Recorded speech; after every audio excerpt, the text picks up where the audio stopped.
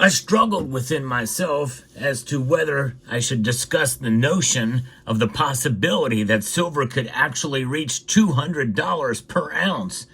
Well, some part of me got the better of me, and I decided to go ahead and do it. $200 silver. Let's explore.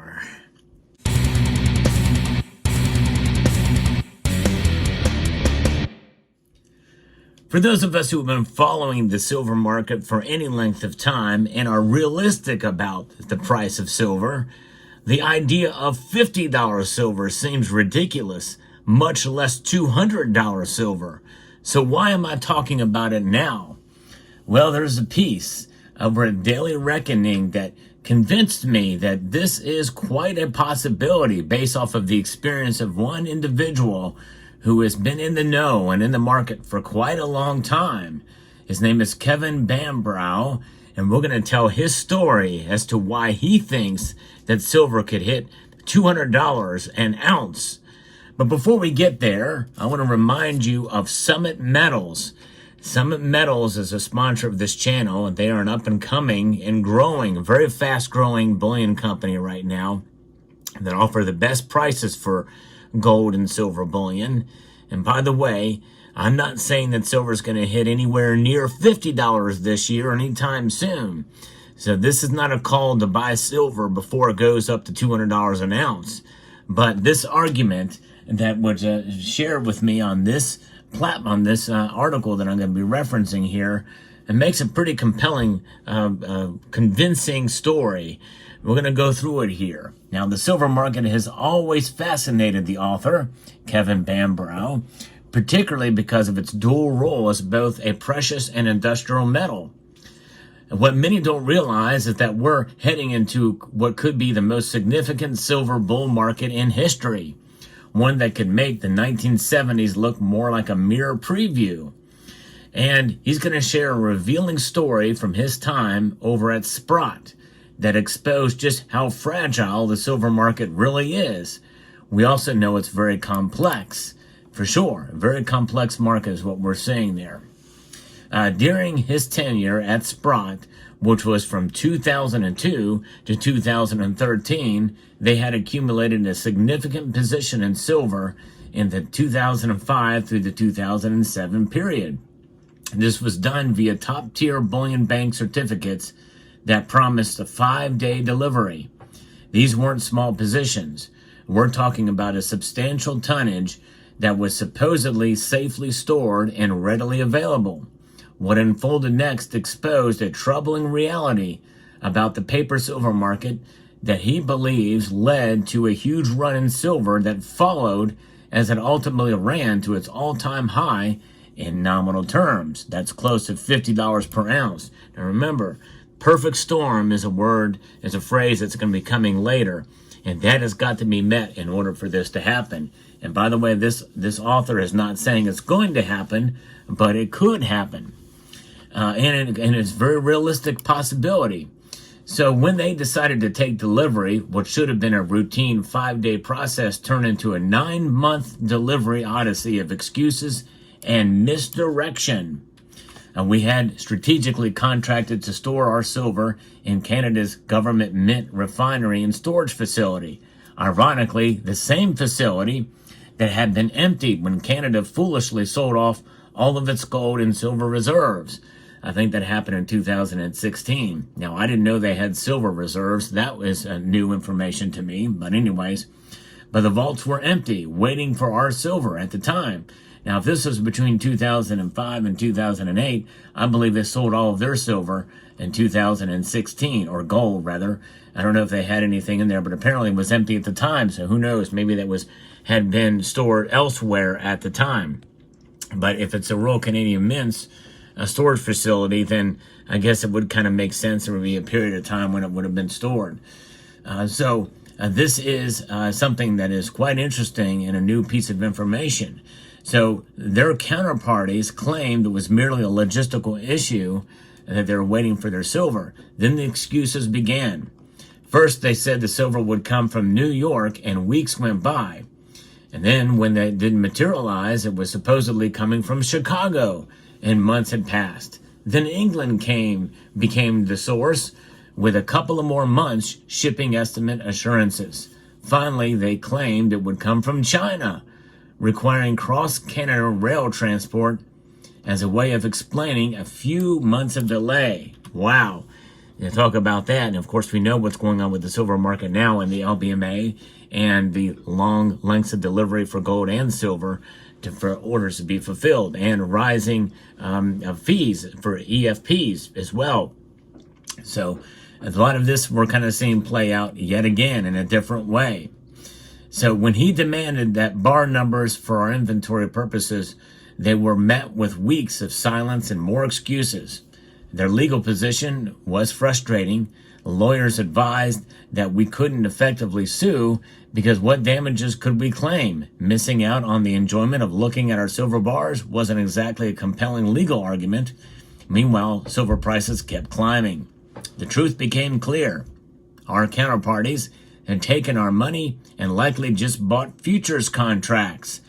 Does that sound familiar? That's the derivatives market playing itself out. And, and that's why I don't like the idea of these derivatives in general. And imagine, as we know, there's almost 400 paper ounces for every ounce of paper silver just in exchange traded funds, much less EFPs and futures contracts and options and everything else. It's crazy. And so this is what's happening here. This sounds very familiar for sure. And likely triggered. So the counterparties had taken their money and likely just bought futures contracts that never had the physical silver. This situation likely triggered the 2006 to 2010 silver rally and foretells what will likely occur again soon. Now notice the author here says it likely caused it. There's other aspects and things as well, hence the perfect storm, which we will cover here momentarily. And so the reality is, over many decades, bullion banks have been caught repeatedly manipulating commodity markets. When squeezes start due to actual physical demand, they engage in unethical conduct, delaying their deliveries to buy themselves time. They likely get aggressive to outer month futures contracts to cover their rears and probably even ultimately profit from the rise that they expect they will be causing as they slow walk the promised deliveries of the material, in this case, the contract size bars. Along the way, they rely on margin requirements to be increased and profit taking to occur by speculators that don't have the market insights that the banks have. Finally, after they have positioned themselves net along via the futures market, they let the prices rip. Yes, indeed. And people feel that's about to happen here too. Today's silver market is facing unprecedented pressures. Beyond traditional industrial uses, we're seeing explosive growth in medical applications leveraging silver's antimicrobial properties, high-tech electronics and semiconductor manufacturing, solar panel production, electric vehicle infrastructures, emerging solid-state battery technology. And he doesn't list here that there's also AI and robotics, which are also increasing, as well as quantum computing, which will make good use of artificial intelligence. But what makes this time different is that we're on the cusp of this robotics revolution. From home cleaning robots to industrial automation and autonomous mining equipment, the coming wave of automation will require massive amounts of silver for solid-state batteries and electronics. Add in the growing energy storage needs for wind and solar power, and we're looking at structural demand that dwarfs anything we've seen before. I think wind power may be on the dying on the vine, though, but solar panels are certainly increasing for sure. Now, silver has always been considered essentially poor man's gold, as he says, but history shows its potential for explosive moves. The French learned this lesson the hard way when silver left their country and their currency was no longer backed, leading to economic chaos. The inflation-adjusted highs from the 1970s would equate to over $200 an ounce today. And the author believes we'll not only test that, but exceed those levels. The coming silver bull market will be unprecedented for several reasons. Gold, global silver inventories and central bank holdings have been depleted to record levels versus the huge inventories present in the 1970s. Mining projects face unprecedented permitting challenges and delays. Industrial demand is structural and growing. Major exchanges have shown a history of failure to deliver in other commodities. Now, I'll back up a little bit because industrial demand could wane a bit if the economy slows down and if there's a market crash. So keep that in mind, folks. That's why it's got to be the perfect storm. We're going to get to that in a moment. Physical premiums are expanding, but not necessarily for stacker stuff, although it is to some degree there, but largely for the industrial demand. Those premiums are increasing. The monetary system obviously is more fragile than ever before. The dollar is indeed continuing to lose value, getting eaten away by inflation. When the market finally breaks, we'll likely see the exchanges failing to deliver physical silver, forcing cash settlements. This will drive people to seek physical metal, creating a self-reinforcing cycle. Now, I don't know that necessarily would be the conclusion I would come to immediately, because whenever you do, whenever there's a selling of the paper silver in the futures contracts, it is for cash anyway. So that stuff is being cashed out anyway, settled in cash. It's not so much physical delivery. But nonetheless, if they can't get physical, if they really want it, then that could cause a problem, like he says here.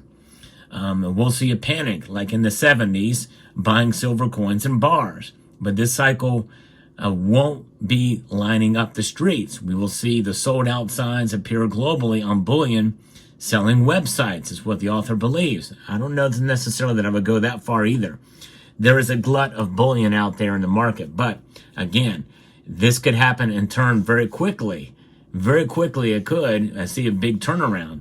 We've seen that before. Look at the silver squeeze movement. There was a big demand for bullion, and that happened relatively quickly too. This time, the perfect storm could occur. So unlike the previous bull market, today we have depleted strategic stockpiles, higher industrial demand already in a structural deficit, a greater dependency on silver for new technologies, a more interconnected global financial system, larger money supply relative to available physical silver, that's for sure, new tech emerging, unprecedented amount of silver. So if there is a bull run on physical bullion, well, there is the perfect storm. So the lesson from his days at Sprott is crystal clear. When you really need delivery, paper promises can't prove, or they will prove worthless. In a market this tight, physical possession isn't just 9/10 of the law, it's everything. This is why I really don't dabble in this space of the paper markets. I like to have the physical. Let's get physical. Let's hear silver talk. Indeed, I agree with him on that. It is everything. And if there's already a silver squeeze right now happening in the industrial market, at least to a degree, if we see it happen again in the physical bullion market, watch out. Then that could happen. We're heading towards a perfect storm where industrial demand, monetary instability, and physical market tightness coverage, or they converge together.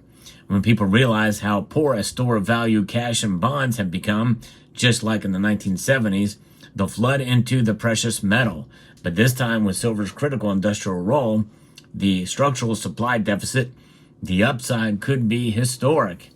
The trigger for the next silver delivery failure could come from anywhere, but historically suggests it will likely be a major player, perhaps a sovereign wealth fund or a forward-thinking large investor akin to the Mississippi bubble era. And of course, you know about the sovereign wealth fund, which is what Trump has proposed here, or what is going to happen actually. So we'll see. Fascinating. Now, the article goes on to say that we're seeing similar warning signs. Major government mints regularly running out of stock, retail premiums at historic highs, and unprecedented industrial demand.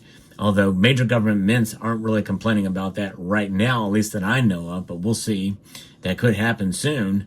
The London Metals Exchange's recent nickel crisis showed how quickly commodity exchanges can break under pressure. Whether it's a physically backed ETF failing to source metal, a hedge fund demanding delivery, or a nation state deciding to secure strategic supplies, the outcome will be the same. a cascading effect of delivery defaults that exposes the paper silver market's hollow promises. So in his fraught days, when our request for delivery revealed the emperor had no clothes, the next major delivery demand could expose that there were dozens of claims on each physical ounce. The difference is the same. The difference is that this time the industrial demand is at record highs and mining supply constraints. There won't be 9 months to play games. The physical market will break and break hard. The only question is will you be positioned in physical metal before or after it happens? And of course, that's his closing statement. For me, I would say hold on to the silver you have. Do not bet that this will happen, but it is probably the best argument that I've ever heard for $50 silver, much less $200 silver. But still, the perfect storm must be in play. There's a lot of assumptions here that I don't think will necessarily play out in time to get that high. I don't even think it's going to get $40 this year. But it is something to think about in the back of your mind anyway. So just food for thought here, folks. That's all I'm bringing to you here. Let me know what your thoughts are in the comment section down below. Hope you found this video informative, insightful, and educational. Would like to extend a multitude of gratitude to each and every one of you for taking the time to watch, and to encourage you to please rate, share, comment, and subscribe.